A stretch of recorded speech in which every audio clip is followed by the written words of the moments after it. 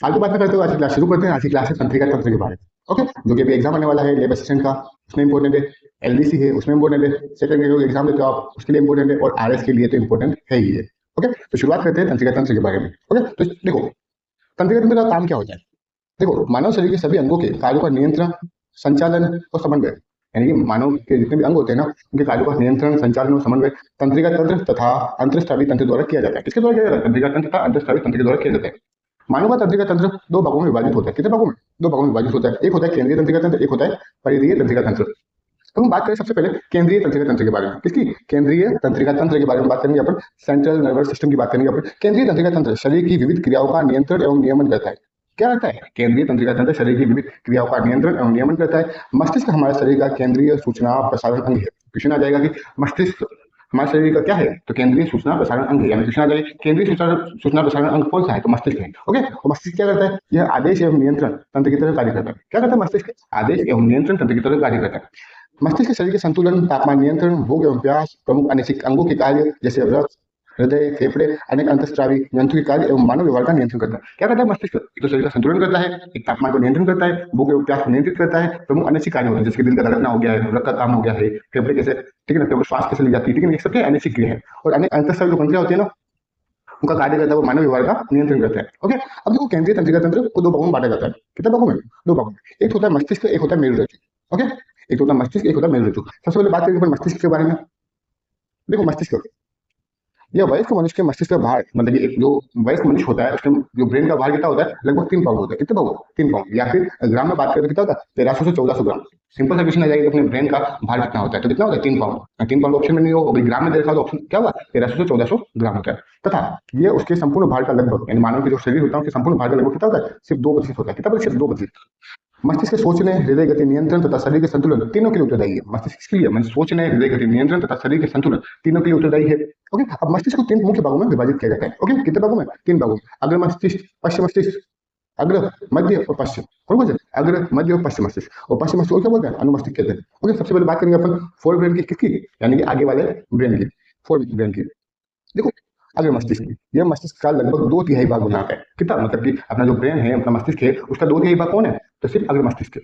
Okay, अब अग्र मस्तिष्क दो भागों में बटा हुआ है। एक तो इसके कहते हैं सेरिब्रम, एक है डाइनसिफ्लोन। क्या कहते हैं? एक तो है सेरिब्रम, एक है डाइनसिफ्लोन। ओके, देखो सेरिब्रम को और क्या कहते हैं हिंदी में? प्रमस्तिष्क। क्या कहते हैं? प्रमस्तिष्क कहते हैं।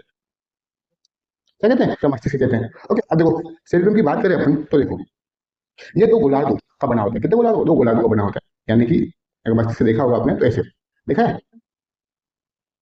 ये दो गोलार्धों का बना होता है जिन्हें सेरिब्रम अर्धगोलार्ध कहते हैं। क्या कहते हैं? सेरिब्रम अर्धगोलार्ध कहते हैं, मस्तिष्क अर्धगोलार्ध कहते हैं। सेरिब्रम में देखने, स्पर्श करने, सूंघने के अलग अलग केंद्र होते हैं। मतलब जो सेरिब्रम होता है उसमें क्या होता है? देखने के, स्पर्श करने के, टच करने के और सूंघने के अलग अलग क्या होते हैं? सेंटर होते हैं, केंद्र होते हैं। तो ये मनुष्य की चेतना, तर्क, स्मरण क्षमता तथा बुद्धि का भी केंद्र होता है। इसके अधिक अधिक विकसित होने पर मनुष्य अधिक बुद्धिमान होता है। जितना ज्यादा अग्र मस्तिष्क बड़ा होगा, सेरिब्रम बड़ा होगा, उतना ही मानव क्या होगा? अधिक बुद्धिशाली होगा। ओके, और क्या क्या काम करता है सेरिब्रम? ये मनुष्य की चेतना, तर्क, जिससे आपको सवाल पूछते हो उसका काम कौन करता है? सेरिब्रम करता है। याद करने की क्षमता, आप जो पढ़ रहे हो एग्जाम में उसको याद करने की क्षमता कौन बढ़ाता है? तो सेरिब्रम बढ़ाता है। तथा बुद्धि का भी केंद्र होता है। और जितना ज्यादा बड़ा सेरिब्रम होगा उतना ज्यादा व्यक्ति क्या होगा? बुद्धिमान होगा। ओके, चलो अब कर लेते हैं अपन क्विक रिवीजन। देखो मस्तिष्क का भार कितना होता है? 1300 से 1400 ग्राम। और शरीर का कुल कितना? 2%। और पाउंड को कितना है? तो 3 पाउंड। ओके, सेरिब्रम क्या है? ये मस्तिष्क का सबसे बड़ा भाग है, लगभग 2/3 भाग कवर करता है। यह बुद्धि और याददाश्त का केंद्र है। कंट्रोल रूम कौन है? मस्तिष्क आदेश एवं नियंत्रण की तरह काम करता है। ओके, कंट्रोल सेंटर कौन है? मानव का तो मस्तिष्क है। क्या काम करता है? वो आदेश एवं नियंत्रण की तरह काम करता है। ओके, अब हम बात करेंगे अग्र मस्तिष्क के दूसरे भाग की, जिसे कहते हैं डाइनसिफ्लोन। क्या कहते हैं? डाइनसिफ्लोन कहते हैं। ओके, क्या कहते हैं? डाइनसिफ्लोन। देखो डाइनसिफ्लोन क्या, इससे पिट्यूटरी, कौन सी? पिट्यूटरी ग्रंथि तथा पिनियल कार्य जुड़ा होता है। ओके, क्वेश्चन आ जाएगा कि पिट्यूटरी ग्रंथि कहाँ पाई जाती है, किससे जुड़ी हुई होती है? तो कहाँ जुड़ी होती है? डाइनसिफ्लोन से जुड़ी होती है। थैलेमस तथा हाइपोथैलेमस किसी के भाग होते हैं। क्वेश्चन सिंपल से आता है आज के एग्जाम में। थैलेमस तथा हाइपोथैलेमस कहाँ पाए जाते हैं? अग्र मस्तिष्क में पाए जाते हैं। ओके, और अग्र मस्तिष्क में कहाँ पाए जाते हैं? तो कहाँ पाए जाते हैं? डाइनसिफ्लोन में पाए जाते हैं। ओके, अब हम सबसे पहले बात करेंगे थैलेमस की। थैलेमस होता क्या है? देखो थैलेमस डाइनसिफ्लोन का ऊपरी भाग थैलेमस कहलाता है। जो डाइनसिफ्लोन का ऊपरी जो भाग होता है ना, उसे क्या कहते हैं? थैलेमस कहते हैं। इसी भाग से, यानी कि थैलेमस से क्या जुड़ी होती है? पीनियल ग्रंथि जुड़ी होती है। ओके, ये ग्रंथि मेलाटोनिन, कौन सी मेलाटोनिन हार्मोन का स्राव करती है, जो नींद के लिए उत्तरदायी है। ओके, मतलब क्वेश्चन आ जाएगी कि मेलाटोनिन हार्मोन कौन स्रावित करती है, तो कौन करती है, पीनियल ग्रंथि। ओके, याद रखोगे। एक होता है थैलेमस ग्लैंड, यानी सूंघने, यानी थैलेमस क्या करता है, सूंघने संवेदनाओं के अतिरिक्त शरीर के समस्त भागों से मस्तिष्क को पहुंचने वाली संवेदी प्रेरणा, यानी सुनना, स्वाद, दृष्टि, दबाव आदि को ग्रहण करता है, यानी सूचना प्राप्त करता है कि आपने क्या खाया है, कोई काफी खाना अच्छा बना है तो उसकी सूंघने की शक्ति है, लेकिन वो जानकारी कौन देगा आपको, थैलेमस के माध्यम से पता चलती है। ओके, आगे चले। देखो थैलेमस के कुछ केंद्रों की भूमिका क्या होती है, याद करने की, भावुकता, आप जो रोते हो किसके कारण रोते हो, थैलेमस के कारण रोते हो। और बोध ज्ञान, एकदम सबको विचार आता है मन में कि काश ऐसा हो जाता, वैसा हो जाता, तो ये भी काम किसका है, थैलेमस का होता है। ओके, तो इसी थैलेमस में होता है डोपामाइन, क्या होता है, डोपामाइन, ठीक है, जो ज्यादा स्रावित होता है। अब बात करते हैं हाइपोथैलेमस की। ओके, हाइपोथैलेमस ये किसका भाग है, ये डाइनसिफ्लोन का निचला भाग होता है। डाइनसिफ्लोन का निचला भाग क्या होता है, हाइपोथैलेमस होता है। ये शरीर की अनेक क्रियाओं पर नियंत्रण करता है तथा समस्थितता में इसका बहुत महत्व होता है। मतलब कि अपन जो चलते हैं ना, तो कंट्रोल करने के लिए हाइपोथैलेमस बहुत महत्वपूर्ण होता है। इसकी तंत्रिका स्रावी कोशिका द्वारा स्रावी हार्मोन पीयूष ग्रंथि की श्रवण क्रिया को नियंत्रित करते हैं। क्या करता है, इसकी तंत्रिका स्रावी कोशिका, मतलब हाइपोथैलेमस की जो तंत्रिका स्रावी कोशिका होती है, वहां से हार्मोन निकलता है, जो कहाँ से निकलता है, पीयूष ग्रंथि की श्रवण क्रिया को नियंत्रित करता है। जो पीयूष ग्रंथि से जो हार्मोन निकलता है उसको क्या, कौन नियंत्रित करता है, हाइपोथैलेमस नियंत्रित करता है। ओके, इससे क्या होता है, इसमें भूख, प्यास तथा परितृप्ति के केंद्र होते हैं। मतलब कभी भी लगता है आपको बहुत ज्यादा भूख लग रही है, किसके कारण लग रही है, तो हाइपोथैलेमस के कारण लगती है। ओके, कभी कभी लगता है कि भूख लगी हुई है, प्यास लगी हुई है, तो किसके कारण, हाइपोथैलेमस के कारण। अब देखो आगे, शरीर का तापमान, ब्लड प्रेशर, नींद, प्रजनन क्षमता, हृदय की धड़कन आदि भी इसी के द्वारा नियंत्रित होती है। ओके, आपका ब्लड प्रेशर हो गया है, आपका शरीर का टेम्परेचर हो गया है, आपकी ठीक ना सेक्स पावर हुई है, हृदय की धड़कन हुई है, किसके द्वारा नियंत्रित होती है, तो ये होती है हाइपोथैलेमस के द्वारा। ओके, अब हम बात करेंगे दूसरे भाग की, अपने ब्रेन के, जिसका नाम है मध्य मस्तिष्क। क्या कहते हैं, मध्य मस्तिष्क यानी मिड ब्रेन। ये भी दो भागों में बना होता है, ठीक है। एक है सेरिब्रल पिंडलक, क्या होता है, सेरिब्रल पिंडलक, ये क्या है, मध्य मस्तिष्क का अग्रभाग है। ये तंतुओं का बना होता है, किसका बना होता है, तंतुओं का बना होता है। फिर है कार्पोरा क्वाड्रिजेमिना, क्या है दूसरा भाग, क्या है, कोपेरा क्वाड्रिजेमिना, ये मध्य मस्तिष्क का पश्च भाग है। जो अपना बीच वाला माथा होता है ना, उसका पीछे वाला भाग क्या है, कोपेरा क्वाड्रिजेमिना। ये चार ठोस पिंडों का बना होता है। कितने पिंडों का, चार ठोस पिंडों का बना होता है। ये दृष्टि ज्ञान, यानी कि जो अपन देखते हैं ना, उससे संबंधित होता है। इसमें दृष्टि तंत्रिका निकलकर नेत्र को जाती है, मतलब कि जो अपना आंखें किससे जुड़ी होती है, तो वो मिड ब्रेन से जुड़ी होती है, और मिड ब्रेन में किससे जुड़ी होती है, तो कार्पोरा क्वाड्रिजेमिना से जुड़ी होती है। ओके, समझ में आया। चलो आगे चलते हैं। अब कर लेते हैं अपन वापस रिवीजन अपना। एग्जाम में बहुत बार क्वेश्चन आता है कि शरीर का थर्मामीटर किसे कहते हैं, तो किसे कहते हैं, हाइपोथैलेमस को कहते हैं, क्योंकि ये तापमान को क्या करता है, नियंत्रित करता है। मास्टर ऑफ मास्टर कौन है, तो पीयूष ग्रंथि है। कौन है, जिसे मास्टर ग्रंथि कहते हैं, लेकिन उसे भी हाइपोथैलेमस कंट्रोल करता है। क्वेश्चन आएगा कि पीयूष ग्रंथि को कौन कंट्रोल करता है, कौन नियंत्रित करता है, कौन करता है, तो हाइपोथैलेमस करता है। एक मेलाटोनिन कौन स्टार्ट करता है, मैंने भी बताया था आपको, इसे रात का हार्मोन कहते हैं। क्या कहते हैं, रात का हार्मोन कहते हैं, क्योंकि ये नींद चक्र को नियंत्रित करता है। ओके, फिर क्या है, कॉर्पोरा क्वाड्रिजेमिना, ये मुख्य रूप से देखने और सुनने की क्रिया में मदद करता है। ओके, याद रखोगे। चलो आगे चले। अब अपन कर लेते हैं क्वेश्चन प्रैक्टिस। जो पढ़ा है वो हो रहा है या नहीं हो रहा है। चलो, मानव मस्तिष्क का औसत भार कितना होता है, जल्दी बताओ। 1300 से 1400 ग्राम। और पाउंड में पूछे तो कितने पाउंड है, 3 पाउंड। ओके, चलो आगे चले। आगे अपना क्वेश्चन है, मस्तिष्क का वह कौन सा भाग है जो बुद्धि, स्मृति और भावनाओं का केंद्र होता है, बताओ कौन है, तो वो है सेरिब्रम। कौन है, सेरिब्रम। चलो आगे चले। अगला क्वेश्चन है अपना, मानव शरीर का आदेश एवं नियंत्रण केंद्र किसे कहते हैं, मानव शरीर का जो आदेश एवं नियंत्रण केंद्र किसे कहते हैं, तो वो सिंपल से मैंने बता दिया, कौन है, ब्रेन, अपना मस्तिष्क है। ओके, अब आगे चले। तो देखो अपना नेक्स्ट क्वेश्चन है, मानव शरीर का तापमान नियंत्रण केंद्र मस्तिष्क के किस भाग में पाया जाता है, जल्दी बताओ। हाइपोथैलेमस, किसमें, हाइपोथैलेमस में पाया जाता है। जो किसका भाग है, मध्य मस्तिष्क का। किसका है, मध्य मस्तिष्क का। या फिर किसका है, जल्दी बताओ, सॉरी ये अगले मस्तिष्क का भाग है। ध्यान से सुनो। चलो आगे बात करें। मेलाटोनिन हार्मोन जो नींद के लिए उत्तरदायी है, किस ग्रंथि द्वारा स्थापित होता है, जल्दी बताओ। पीनियल ग्रंथि, कौन सी, पीनियल ग्रंथि। ये किससे जुड़ी होती है, ये थैलेमस से जुड़ी होती है। किससे जुड़ी होती है, थैलेमस से। आगे चले। अपना क्वेश्चन आगे कि मध्य मस्तिष्क का कॉर्पोरा क्वाड्रिजेमिना मुख्य रूप से किसके लिए संबंधित है, किसके लिए, अरे देखने और सुनने के लिए। किसके लिए, देखने और सुनने के लिए। आगे चले। अब देखो ये डायग्राम, जो ये दिख रहा है ना आपको, ये वाला भाग, ये है अपना अग्र मस्तिष्क। क्या है, अग्र मस्तिष्क। ओके, इसी में ये देखो, ये वाला भाग है, इसी को बोलते हैं थैलेमस। उसका जो नीचे वाला भाग है उसको बोलते हैं हाइपोथैलेमस। ओके, तो ये वाला भाग है, इसको बोलते हैं मध्य ब्रेन। क्या बोलते हैं, मध्य मस्तिष्क बोलते हैं। इसमें क्या होता है, एक तो क्या होता है, एक तो कॉर्पस कैल्शियम होता है, और क्या होता है साथ में, जल्दी बताओ, मैंने बताया था अभी। ठीक है, उसके बाद अपन बात करेंगे किसकी, पश्चिम मस्तिष्क की। तो पश्चिम मस्तिष्क काफी इंपॉर्टेंट है। ठीक है, इसमें बहुत सारी चीजें होती है जो अपन आगे देखते हैं। ठीक है ना, चलो आगे चले। अब बात करेंगे पश्चिम मस्तिष्क की, हिंड ब्रेन की। किसकी, हिंड ब्रेन की। ये सेरिबेलम तथा मेडुला ऑब्लिक, सर ये सेरिबेलम तथा मेडुला ओब्लांगेटा का बना होता है। किसका, अपना जो पीछे वाला ब्रेन होता है वो सेरिबेलम तथा मेडुला ओब्लांगेटा का बना होता है। किसका, सेरिबेलम तथा मेडुला ओब्लांगेटा का बना होता है। अब सबसे पहले बात करेंगे सेरिबेलम की, तो सेरिबेलम काम क्या करता है? देखो, मानव मस्तिष्क का दूसरा सबसे बड़ा भाग होता है। ओके, मानव मस्तिष्क का दूसरा सबसे बड़ा भाग कौन होता है? सेरिबेलम होता है। और पहला कौन होता है? तो थैलेमस होता है। ओके, ये बड़ी ठोस एवं जटिल संरचना होती है तथा सेरिबेलम के ठीक नीचे पश्च भाग में मिलता है। सेरिबेलम के ठीक नीचे कहाँ मिलता है? पश्च भाग में मिलता है। ये गति नियंत्रण, समन्वय, शरीर का संतुलन तथा ऐच्छिक पेशियों की क्रिया का नियमन करता है। ठीक है ना? जो अपन हाथ जो घुमाते हैं उसको नियंत्रण कौन कर रहा है? सेरिबेलम कर रहा है। ओके, अपन जो चल रहे हैं, अपन गिर नहीं रहे हैं, उसका काम भी कौन करता है? सेरिबेलम। मतलब अपने शरीर के मतलब ये जो बोलते हैं ना, संतुलन बनाता है। ओके, कौन करता है? तो सेरिबेलम करता है। अब बात करते हैं अपन मेडुला ओब्लांगेटा की। किसकी? मेडुला ओब्लांगेटा की। देखो, ये मस्तिष्क का सबसे पीछे का त्रिभुजाकार भाग होता है। जो पीछे वाला भाग होता है, त्रिभुजाकार भाग होता है, उसी को बोलते हैं मेडुला ओब्लांगेटा। ये भोजन को निगलने एवं उल्टी जैसी क्रियाओं का केंद्र होता है। अब जैसे क्वेश्चन आ जाएगी, उल्टी जैसी क्रियाओं का केंद्र कौन है? तो आंसर क्या होगा? Medulla oblongata. इसके अलावा ये शरीर की सभी अनैच्छिक क्रियाओं का केंद्र है, जैसे हृदय स्पंदन की दर, श्वसन आदि। मतलब कि जो अपन जो हार्ट बीट हो रही है ना, वो जो सांस ले रहे हैं, उसको कंट्रोल कौन करता है? Medulla oblongata. अब हम बात करेंगे किसकी? मेरु रज्जु की। किसकी बात करेंगे? मेरु रज्जु की। जो अपना मस्तिष्क होता है ना, ठीक है ना, उससे एक चीज जुड़ी होती है अपने रीढ़ की हड्डी की तरफ। देखी होगी आप यहाँ, ठीक है ना? उसी के बीच में होता है ना स्पाइनल कोड, ठीक है ना, यानी मेरुरज्जु। अब देखो, मेडुला ओब्लांगेटा के महारंध्र से, मतलब जो बड़ा छेद से निकलकर तंत्रिका नाल से होता हुआ अंत तक फैला रहता है, जिसे रीढ़ रज्जु या फिर मेरुरज्जु कहते हैं। ओके, अब मेरुरज्जु का काम क्या होता है? मेरुरज्जु का काम क्या होता है? यह प्रतिवर्ती क्रियाओं यानी रिफ्लेक्स एक्शन का मुख्य केंद्र है। क्वेश्चन आ जाएगा कि प्रतिवर्ती क्रियाओं का मुख्य केंद्र कौन है? तो मेरुरज्जु होता है। ओके, ये अनैच्छिक क्रियाओं को संतुलित करता है। कौन नियंत्रित करता है? अनैच्छिक क्रिया जो भी होती है उसको संतुलित कौन करता है? तो मेरुरज्जु करता है। अब हम बात करेंगे परिधीय तंत्रिका तंत्र की। किसकी? परिधीय तंत्रिका तंत्र की। परिधीय तंत्रिका तंत्र, तो केंद्रीय तंत्रिका तंत्र को शरीर के विभिन्न संवेदी एवं क्रियात्मक भागों, जैसे कि अंगों, पेशियों आदि से जोड़ने वाली धागेनुमा तंत्रिका परिधीय तंत्रिका तंत्र बनाती है। ओके, कौन बनाता है? मतलब एक परिधीय तंत्रिका तंत्र होता है जो शरीर को, मतलब कि जो अपना है ना ब्रेन, वो जो अपने हाथ पेशियां है, वो छोटे छोटे धागेनुमा तंत्रिका होती है। ठीक है, उसी से क्या बनता है? परिधीय तंत्रिका तंत्र बनता है। ओके, मनुष्य में परिधीय तंत्रिका तंत्र 12 जोड़ी कपालीय तंत्रिका एवं 31 जोड़ी में रज्जु तंत्रिका से बनाए। क्वेश्चन आ जाएगी, मनुष्य में परिधीय तंत्रिका कितने जोड़ी कपाली तंत्रिका तथा मेरुरज्जु तंत्रिका से बना है? तो कपाली तंत्रिका कितनी है? 12 है। और 31 जोड़ी कितनी है? मेरुरज्जु तंत्रिका से बना होता है परिधीय तंत्रिका तंत्र। अब जो परिधीय तंत्रिका तंत्र को दो भागों में बांटा जाता है। कितने भागों में? दो भागों में। कायिक तंत्रिका तंत्र, ओके, सोमेटिक नर्वस सिस्टम, उद्दीपनों को केंद्रीय तंत्रिका तंत्र से शरीर के ऐच्छिक अंगों एवं चिकनी पेशियों में पहुंचाता है। कायिक तंत्रिका तंत्र होता है, वो क्या करता है? उद्दीपनों को केंद्रीय तंत्रिका तंत्र से शरीर के ऐच्छिक अंगों एवं चिकनी पेशियों में पहुंचाता है। एक है स्वायत्त तंत्रिका तंत्र, जो खुद करता है। वो स्वायत्त क्या खुद होती है, अनैच्छिक क्रिया। ओके, विभिन्न प्रकार की अनैच्छिक क्रियाओं को सुचारू रूप से चलाने के लिए होता है, जैसे श्वसन, हृदय, अनैच्छिक क्रिया यानी अपनी इच्छा से हो ही नहीं सकती है। सॉरी, अनैच्छिक क्रिया मतलब अपनी इच्छा से नहीं करती है, जैसे कि दिल का धड़कना हो गया, अपन जो सांस ले रहे हैं, खाना जो पच रहा है, वो सब क्या है? अनैच्छिक क्रिया। ओके, अब स्वायत्त तंत्रिका तंत्र को दो भागों में बांट सकते हैं। एक होता है अनुकंपी, एक होता है परानुकंपी। कौन सा? स्वायत्त तंत्रिका दो भागों में बांटे जाते हैं, एक तो अनुकंपी, एक होता है परानुकंपी। उसकी बात कर लेते हैं अपन दोनों की। तो देखो, डायग्राम के माध्यम से समझते हैं। अनुकंपी तंत्रिका तंत्र के कार्य क्या होता है? हृदय स्पंदन को बढ़ाता है। मतलब जब अपन तेज दौड़ते हैं ना, तो क्या होता है? एकदम से हार्ट बीट बढ़ जाती है। काम कौन करता है? तो अनुकंपी तंत्रिका तंत्र करती है। श्वसन तंत्र की तरह बढ़ा देता है। ये ब्लड प्रेशर को बढ़ाता है। मतलब जैसे कि अपन डर जाते हैं, अपन ज्यादा तेज दौड़ते हैं, तो क्या होता है?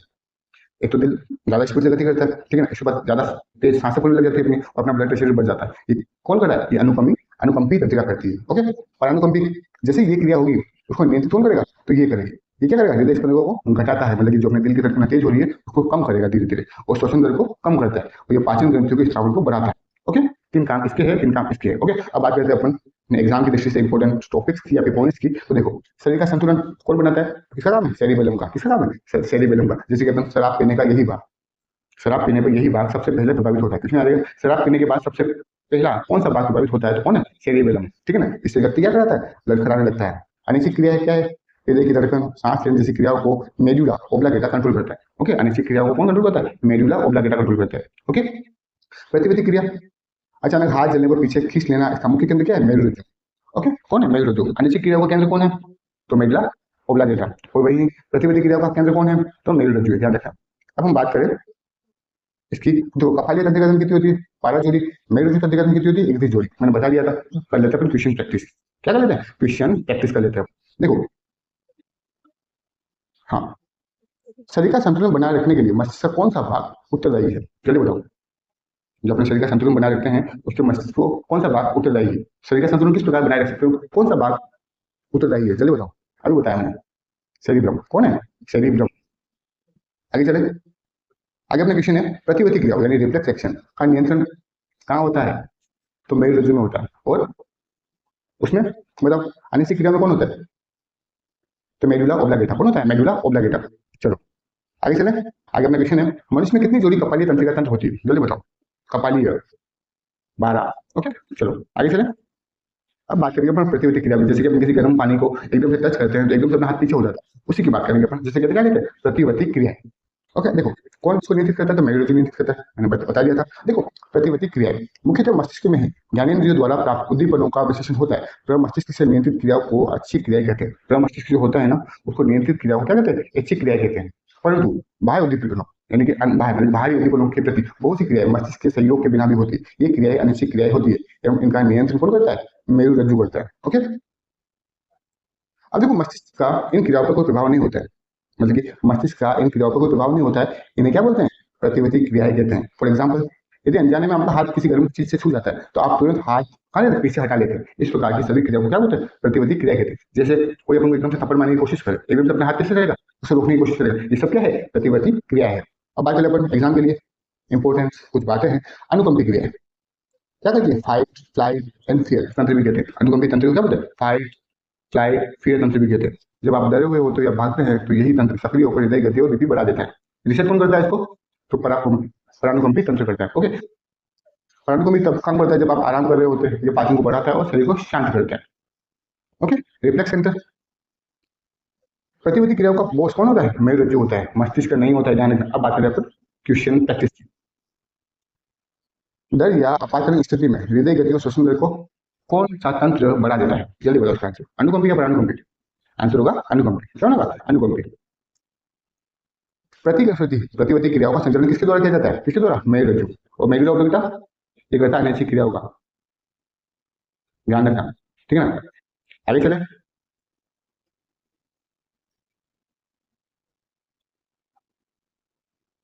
अगला क्वेश्चन है अपना कि पाचन ग्रंथियों क्या है, पाचन ग्रंथियों के स्राव को बढ़ाना किस तंत्र का कार्य है, किसका काम है, परानुकंपी का। किसका, परानुकंपी तंत्र का काम होता है पाचन ग्रंथियों के स्राव को बढ़ाना। ओके, आगे चले। तो ये देखो, ये क्या है, ये तो अपना अग्र मस्तिष्क है, ठीक है ना। इसमें क्या आएगा, थैलेमस आएगा, हाइपोथैलेमस आएगा, ठीक है ना, पिट्यूटरी ग्लैंड आएगी, ठीक है ना, उसके बाद क्या आएगा, पोर्स आएगा, मेडुला आएगा, सेरिब्रम आएगा, ठीक है ना, फोर हेड, फोर ब्रेन, ठीक है ना। उसके बाद क्या आएगा, ये क्या मिड ब्रेन आएगा, और ये क्या आएगा, पूरा अपना अग्र, ठीक है ना, जिसमें क्या आएगा, सेरिब्रम आ जाएगा, कैनाइन, ठीक है ना। बाद में ये क्या है, ये तो स्कल है, और ये है अपनी टाइडल कोड, ठीक है ना, मेरुरज्जु। आगे चला। अब बात करेंगे अपन कंकाल तंत्र की, किसकी बात करेंगे, कंकाल तंत्र की। देखो कंकाल तंत्र की शरीर की गति में महत्वपूर्ण भूमिका होती है। ये अस्थि एवं उपास्थि का ढांचा होता है, अस्थि एवं उपास्थि हड्डियों का ढांचा होता है। क्योंकि कंकाल तंत्र क्या होता है, हड्डियों का ढांचा होता है, दो भागों में बटा होता है ये भी। एक तो बाह्य कंकाल तंत्र, एक होता है अंतर कंकाल तंत्र, ठीक है ना। एक तो बाहर जो अपन महसूस कर पा रहे हैं उसको बोलते हैं बाह्य कंकाल तंत्र, एक होता है अंतर कंकाल तंत्र, शरीर के अंदर भी कुछ कुछ होता है। ओके, सबसे पहले बात करेंगे अपन बाह्य कंकाल तंत्र की, इसकी बाह्य कंकाल तंत्र की, बाह्य कंकाल तंत्र की। इसमें हमारे बाल और नाखून आते हैं, क्या आते हैं, बाल और नाखून आते हैं। नाखून का अगला हिस्सा मृत कोशिकाओं से बना होता है, इनमें रक्त संचरण नहीं होता, इसी कारण जब अपन नाखून काटते तो अपन को दर्द नहीं होता। क्वेश्चन की बार बार रिपीट हुआ तो ध्यान रखना। फिर बात करते हैं अंतर कंकाल तंत्र की, इसकी अंतर कंकाल तंत्र की बात करेंगे अपन। अंतर कंकाल क्या होता है, हमारे शरीर के भीतर का अस्थि पंजर होता है, क्या होता है, जो भी हड्डियां वड्डियां होती है वो सब क्या कहलाती है, अंतर कंकाल कहलाती है। ये अस्थि एवं उपास्थि का बना होता है। अंतर कंकाल किसका बना होता है, अस्थि एवं उपास्थि का बना होता है। अस्थि एवं उपास्थि विशेष प्रकार के संयोजी उत्तक से बने होते हैं, किसके बने होते हैं, अस्थि एवं उपास्थि विशेष प्रकार के संयोजी उत्तक से बने होते हैं। ध्यान रखना, क्वेश्चन आएगा अस्थि एवं उपास्थि किसके बने होते हैं, किसके बने होते हैं, संयोजी उत्तक के बने होते हैं। मनुष्य का कंकाल तंत्र 206 अस्थियों एवं कुछ उपास्थियों का बना होता है। ओके, मानव में कितनी हड्डियां होती है, 206 हड्डियां होती है। ओके, उपास्थि कितनी होती है, तो कुछ होती है। अब सबसे पहले बात करेंगे अपन अस्थि के बारे में, हड्डियों के बारे में जानेंगे अपन। तो देखो अस्थि बोन, वयस्क मनुष्य में 206 हड्डियां होती है, कितनी होती है, 206 हड्डियां होती है। लेकिन जन्म के समय शिशुओं में लगभग 300 हड्डियां होती है। ओके, कैल्शियम फास्फेट अस्थि का महत्वपूर्ण अवयव होता है। किसकी बनी होती है हड्डियां, कैल्शियम फास्फेट की बनी होती है। किसकी बनी होती है, कैल्शियम फास्फेट की बनी होती है। यह मानव हड्डियों में सर्वाधिक मात्रा में पाया जाता है। ओके, मानव की जो हड्डियों में होती है ना, उसमें सर्वाधिक मात्रा में क्या पाया जाता है, कैल्शियम फास्फेट पाया जाता है। कोलेजन प्रोटीन अस्थि का लगभग 33% भाग बनाती है। तो कोलेजन प्रोटीन होता है ना, वो हड्डियों में कितनी होती है, अस्थि में 33% बना, ठीक है, कितनी होती है, 33% होती है। उम्र बढ़ने के साथ अस्थि में प्रोटीन की मात्रा क्या होती है, धीरे धीरे कम हो जाती है। कौन सी प्रोटीन की, कोलेजन प्रोटीन की मात्रा क्या होती है, कम हो जाती है, जो इसे अस्थि भंगुर बनाती है, मतलब जल्दी टूटने लायक बनाती है। ओके, आगे देखो आप, लंबी एवं मोटी अस्थियों के बीच में एक खोखली गुहा होती है, क्या होती है, एक गुहा होती है, ठीक है ना, जिसमें मज्जा गुहा, क्या कहते हैं, मज्जा गुहा कहते हैं। मतलब कि आपने हड्डी देखी होगी, उसको तोड़ के देखोगे ना, तो उसमें क्या होता है, खोखली होता है, उसे क्या बोलते हैं, मज्जा गुहा कहते हैं। क्या कहते हैं, मज्जा गुहा कहते हैं। अब कर लेते हैं कि रिवीजन। तो देखो वयस्क में हड्डियां कितनी होती है, 206, बच्चों में कितनी होती है, 300, और बाद में जो बच्चों में 300 हड्डियां होती है ना, वो खुद ही आपस में जुड़ जाती है। हमारी हड्डियों में हड्डियां किसकी बनी होती है, कैल्शियम फास्फेट की बनी होती है। हड्डियों में पाया जाने वाला प्रमुख प्रोटीन कौन सा है? तो कोलेजन प्रोटीन है। कौन सा है? कोलेजन प्रोटीन है। उपास्थि ये हड्डियों की तुलना में अधिक लचीली होती है, जैसे कान की हड्डी और नाक की नोक किसकी बनी होती है? तो उपास्थि की बनी होती है। हड्डी नहीं, उपास्थि है। क्या है? उपास्थि। अब चलो लेते हैं क्वेश्चन प्रैक्टिस। एक नवजात शिशु में लगभग कितनी हड्डियां पाई जाती है? कितनी पाई जाती है? तो 300। कितनी पाई जाती है? 300। आगे चले तो देखो अगला क्वेश्चन अपना, मानव अस्थियों में सर्वाधिक मात्रा में पाया जाने वाला लवण कौन सा है? लवण पूछा है, प्रोटीन नहीं, ध्यान रखना। कौन सा है? Calcium phosphate. आगे चले, हड्डियों के बीच पाई जाने वाली खोखली गुहा यानी हेलो कैविटी क्या कहलाती है? तो क्या कहलाती है? मज्जा गुहा यानी मेरो कैविटी कहलाती है। क्या कहलाती है? मेरो कैविटी कहलाती है। चलो आगे चले। अब इस मेरो कैविटी है ना, मतलब इस मेरो कैविटी में क्या होती है? एक तरह पदार्थ पाया जाता है जिसे क्या बोलते हैं? अस्थि मज्जा बोलते हैं, यानी कि बोन मेरो कहते हैं। ओके, मतलब जो अपनी हड्डी होती है ना, उसमें एक तरह पदार्थ पाया जाता है, उसे बोलते हैं, क्या बोलते हैं? अस्थि मज्जा कहते हैं। क्या कहते हैं? अस्थि मज्जा कहते हैं। ओके, अस्थियों की सामान्य वृद्धि के लिए विटामिन डी की आवश्यकता होती है। अस्थियों की सामान्य वृद्धि के लिए किसकी आवश्यकता होती है? विटामिन डी की आवश्यकता होती है। बच्चों में विटामिन डी की कमी से कौन सा रोग होता है? रिकेट्स होता है। और वहीं बड़ों में कौन सा रोग होता है? तो होता है ऑस्टियोमलेशिया। कौन सा होता है? ऑस्टियोमलेशिया नामक रोग होता है। ओके, ध्यान रखोगे, बच्चों में विटामिन डी की कमी से कौन सा रोग होता है? रिकेट्स होता है। और विटामिन डी की कमी से बड़ों में कौन सा रोग होता है? तो ऑस्टियोमलेशिया। कौन सा होता है? ऑस्टियोमलेशिया रोग होता है। अब बात करें अपन एक और रोग के बारे में, इसका नाम है ऑस्टियोमाइलाइटिस। क्या नाम है? ऑस्टियोमाइलाइटिस। ये अस्थियों में होने वाला दर्द युक्त जीवाणु संक्रमण होता है, जो स्टेफिलोकोकस स्टेफिलोकोकस नामक जीवाणु द्वारा होता है। ओके, क्वेश्चन आ जाएगा कि ऑस्टियोमाइलाइटिस किस जीवाणु के कारण होता है? क्या नाम है उसका? स्टेफिलोकोकस। क्या नाम है? स्टेफिलोकोकस। अब जो मानव शरीर में सबसे बड़ी अस्थि कौन सी होती है? फीमर, यानी जान की अस्थि होती है। तो सबसे छोटी अस्थि होती है स्टेप, जो कान की हड्डी होती है। ओके, ये क्वेश्चन बार बार रिपीट होता है, तो वापस ध्यान रखना। आगे बात करें अपन, देखो अस्थि से अस्थि को जोड़ने को, अस्थि से अस्थि जो जुड़ती है ना, किसके द्वारा जुड़ती है? तो लिगामेंट्स के द्वारा जुड़ती है। किसके द्वारा? लिगामेंट्स के द्वारा। मांसपेशी में अस्थि को जोड़ को क्या बोलते हैं? टेंडन कहते हैं। क्या कहते हैं? टेंडन कहते हैं। अस्थि और अस्थि जो जुड़ रही है, उस जोड़ को बोलते हैं लिगामेंट्स कहते हैं। और मांसपेशी में अस्थि जो जुड़ रही है ना, उसको बोलते हैं टेंडन कहते हैं। ठीक है ना। एक होता है जानू फलक, आपने घुटने में देखा होगा ना, ठीक है ना, उसी बोलते जानू फलक पटेला। प्रत्येक घुटने पर सामने की ओर अस्थि छोटी और त्रिकोणाकार हड्डी है, जिसे नी कैप कहते हैं। यह सिसामाइड हड्डी कहलाती है। क्या कहलाती है? सिसामाइड। किसने सिसामाइड हड्डी कहाँ पाई जाती है? तो कहाँ पाई जाती है? घुटने में पाई जाती है। ओके, पटेला सबसे बड़ी सिसामाइड हड्डी है। ओके, महारंध्र द्वारा कपाल में होता है। क्वेश्चन महारंध्र द्वारा कहाँ पाया जाता है? कपाल में पाया जाता है। ओके, चलो अब बात करें अपन मानव कंकाल के भाग। ओके, मानव कंकाल के भाग की बात करें अपन, तो देखो कुल अस्थियां कितनी होती है? तो 206 होती है। अक्षी कंकाल कितना होता है? तो 80 अस्थियां होती है। कितनी होती है? अक्षी कंकाल में कितनी होती है? अस्थियां होती है 80 होती है। और उपांगीय कंकाल में होती है 126 अस्थियां। अक्षी कंकाल मतलब कि जो अपन है ना, जैसे कि ये मानव है, ठीक है, उसके दो हाथ, ठीक है ना, फिर ये दो पैर, समझ जाओ, ये वाला भाग है ना, ये वाला, उसको बोलते हैं अक्षी कंकाल। क्या बोलते हैं? तो जो हाथ और पैर है ना, उसे बोलते हैं उपांगीय कंकाल। ठीक है ना। अक्षी कंकाल में कितनी अस्थियां होती है? तो 80 होती है। और हाथ पांव, उसमें कितनी अस्थियां होती है? 126 अस्थियां होती है। ओके, अब सबसे पहले बात करेंगे अपन अक्षी कंकाल की। किसकी बात करेंगे अपन? अक्षीय कंकाल की बात करेंगे अपन। देखो अक्षी कंकाल कितनी हड्डियां होती है? कितनी अस्थियां होती है? तो 80 होती है। अब देखो सबसे पहले खोपड़ी, अपनी खोपड़ी होती है ना, उसमें कितनी अस्थियां होती है? वो टोटल 29 अस्थियां होती है। कितनी होती है? 29 अस्थियां होती है। बहुत बार एग्जामिनेशन आया हुआ है, ध्यान रखना। जिसमें 22 मुख्य होती है, एक होती है, एक हाइब्रिड होती है, और एक 6 कान की हड्डियां होती है। ओके, कितनी होती है? 29 अस्थियां होती है, जिसमें 22 मुख्य होती है, और एक हाइब्रिड होती है, और 6 कान की हड्डियां होती है खोपड़ी में। ओके, कशेरुक ग्रंथि की बात करें तो उसमें 26 अस्थियां होती है। कितनी? 26। गर्दन में 7 अस्थियां होती है, वक्ष में 12 अस्थियां होती है, छाती में कितनी अस्थियां होती है? 12 अस्थियां होती है। कटी में कितनी होती है? 5। और सेकंड में कितनी होती है? 1। पुच्छ में कितनी होती है? 1। उरोस्थि कितनी होती है? 1 अस्थि होती है। और पसलियां कितनी होती है? 22 24 अस्थियां होती है 12 जोड़ी में। देखिए ना, ये अस्थियां कितनी होती है? 12 होती है। एक से दूसरी कितनी हो जाएगी? 12। तो टोटल कितनी होगी? 24 हुई है। ओके, अब देखो सेक्रम क्या है? देखो ये रहा सेक्रम, दिख रहा है? ये सेक्रम है। ओके, ध्यान रखना। और उरोस्थि का है, तो देखो आप, उरोस्थि यहाँ पे। ओके, फीमर, ये सबसे बड़ी हड्डी होती है ना मानव की, फीमर ये भी। ओके, चलो अब बात करें अपन उपांगी कंकाल की। कितनी अस्थियां होती है? तो 126। कितनी होती है? 126 अस्थियां होती है उपांगी कंकाल में, जिसमें मेखला कितनी होती है? 6 अस्थियां। और पाद यानी कि हाथ और पाँव में कितनी होती है? 120 अस्थियां होती है। ओके, परीक्षा के लिए सुपर फैक्ट्स देखो याद रखना। अस्थि और अस्थि किससे जुड़ते हैं? लिगामेंट से जुड़ते हैं। ओके, और अस्थि और मांसपेशी किससे जुड़ते हैं? तो टेंडम से जुड़ते हैं। किसके द्वारा? टेंडम से जुड़ते हैं। अब देखो विटामिन डी की कमी से कौन सा होता है? रिकेट्स होता है बच्चों में। और बड़ों में कौन सा होता है? ऑस्ट्रियो, ध्यान रखना। पटेला कहाँ होता है? पटेला कहाँ होता है? घुटने की सुरक्षा करने वाली हड्डी होती है। कशेरुक क्या है? गर्दन में हमेशा 7 कशेरुक होते हैं। ये स्तनधारियों की विशेषता होती है, ध्यान रखना। आगे चले, अब देखो मेखला की बात करेंगे अपन। मेखला कितनी होती है? 6 अस्थियों से बनी होती है। मेखला हमारे पाद यानी हाथ पैर की अक्षी कंकाल से जोड़ती है। मेखला क्या होती है? जो अपने जॉइंट्स होते हैं ना, उसी को बोलते हैं। ठीक है ना, अक्षी कंकाल से जोड़ती है। अंश मेखला होती है, एक तो 2 जोड़ी होती है, यानी कि 4 अस्थियां। इसमें स्केपुला और क्लेविकल शामिल है। क्लेविकल को ब्यूटी बोन भी कहते हैं। ध्यान रखना कि ब्यूटी बोन किसे कहते हैं? तो क्लेविकल को कहते हैं। किसको कहते हैं? क्लेविकल। एक होती है शोनी मेखला, एक जोड़ी होती है 2 अस्थियां, यानी कि 3 अस्थियों के जोड़ने से बनती है। ओके, अंश मेखला 2 अस्थियों से जुड़ने से बनती है, और जो सोडियम न्यूक्लिया है वो 3 अस्थियों से जुड़ने से बनती है, जिसको कौन सी है, इलियम, प्यूबिस और एससीएम। कौन सा, इलियम, प्यूबिस और एससीएम। आगे चले, अब बात करेंगे अपन पाँव की, मतलब हाथ और पाँव की बात करेंगे अपन। कितनी अस्थियां होती है, तो 120 अस्थियां, मतलब कि एक में 7। अगर बात की बात करें अपन, यानी हाथ में कितनी होती है, 30 होती है, कितनी होती है, 30 2 बार होती है, तो कितनी हुई, 60 अस्थियां होती है।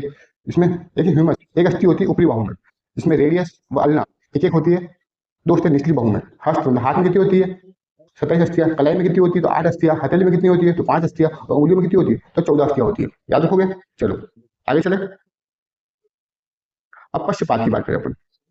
पश्चपात की बात करें तो यानी पैर में कितनी होती है, 30 अस्थियां होती है, ठीक है ना, 2 टाइम यानी कि 60 अस्थियां होती है। फीमर एक होती है, जो सबसे बड़ी हड्डी है, टिबिया व फिबुला एक एक होती है, यानी 2 अस्थियां। पैर में कितनी होती है, 26 अस्थियां। एड़ी में कितनी होती है, 60 अस्थियां। तलवे में कितनी होती है, 5 अस्थियां। और पादा मतलब कि पाँव की जो उंगलियां होती है ना, उसमें कितनी होती है, 14 अस्थियां। कितनी होती है, 14 अस्थियां होती है। पटेला कितना होता है, एक अस्थि होती है। ओके, अब बात करते हैं अपन कंकाल तंत्र के रोगों की बात करें अपन। देखो, एक होता है गठिया रोग। कौन सा होता है, गठिया रोग। ये अस्थियों के जोड़ों से संबंधित रोग है। इसमें जोड़ों पर सूजन, लालिमा और दर्द होता है। ओके, क्या होता है, गठिया में जो जोड़े होते हैं ना अपने, जो भी ज्वाइंट होते हैं, वहां पे क्या होती है, सूजन आ जाती है, ठीक है ना, लालिमा और दर्द होता है।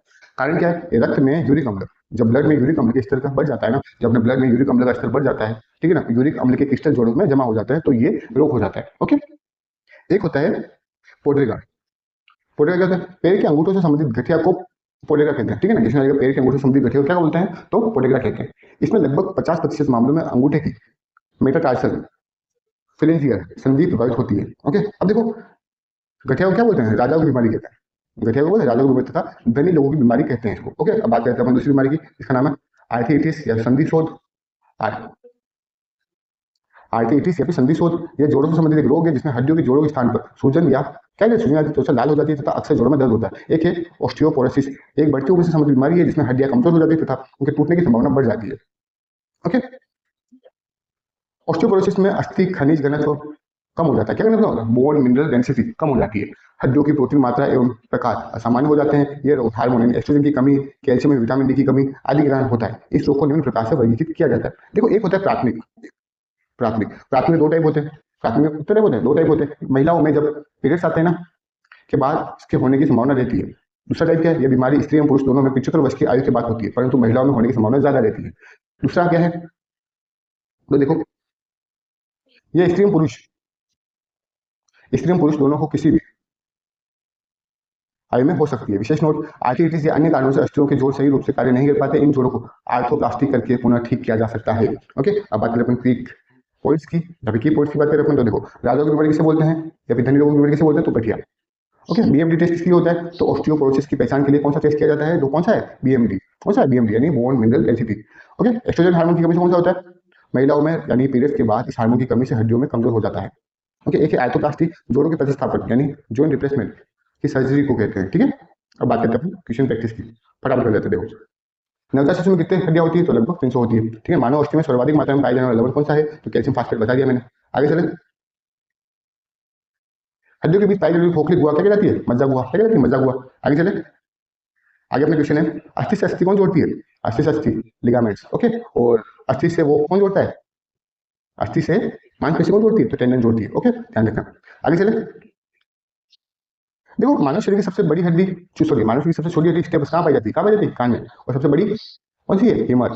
कहाँ पाई जाती है, ये जांग में। कहाँ पाई जाती है, जांग में। ध्यान रखना। आगे चले, अपना अगला क्वेश्चन है, वयस्क मनुष्य के कशेरुक में कुल कितनी अस्थियां होती है, बताओ। कितनी होती है कशेरुक में, 26। कितनी होती है, 26। ब्यूटी बोन किसे कहते हैं, जल्दी बताओ, जल्दी बताओ। स्टेनम को बोलते हैं, क्या बोलते हैं, एक बार देख लेते हैं इसको।